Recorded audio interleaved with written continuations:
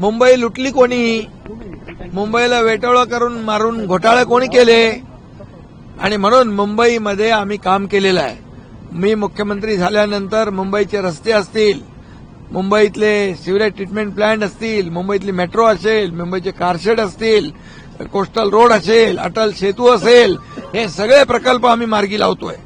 आणि त्यामुळे घरं, जी हाऊसिंग, स्लम, मुंबई झोपडपट्टी मुक्त बाळासाहेबांचं जे स्वप्न आहे 40 लाख लोकांना घर देण्याची सुरुवात आम्ही केली. क्लस्टर आम्ही करतोय.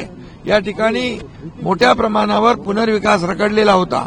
या पुनर्विकास फनल झोन मधला, त्याचबरोबर सीओडी मधला, डिफेन्स एरियातला पुनर्विकास प्रकल्प जो आहे आता थांबणार नाही. म्हणजे मुंबईकर जो मुंबई बाहेर फेकला गेलाय त्याला पुन्हा मुंबईमध्ये आणण्याचं काम आम्ही करणार. ते काम बाळासाहेबांचं स्वप्न पूर्ण आम्ही करणार. त्याचबरोबर प्रधानमंत्री नरेंद्र मोदीजी यांचं हाऊसिंग फॉर ऑल, ते देखील त्याची स्वप्नपूर्ती आम्ही सुरू केलेली आहे. आणि म्हणून या ठिकाणी मुंबई, जे लोक म्हणतात मुंबई महाराष्ट्रापासून तोडणार तोडणार तोडणार, याला हे उत्तर आम्ही दिलेलं आहे. मुंबईकर बाहेर फेकला गेलेला पुन्हा मुंबईत आणणार, हा आमचा संकल्प आहे महायुतीचा. अरे मग तो आता मुंबईचा विकास करणारा कोण आणि खलनायक कोण? डाका टाकणारा कोण?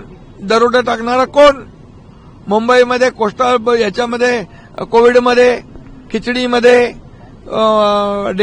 डेड बॉडी बॅगमध्ये, कोविड सेंटरमध्ये, मिठीच्या नदीमध्ये कोण आहे? रस्त्यामध्ये, डांबरामध्ये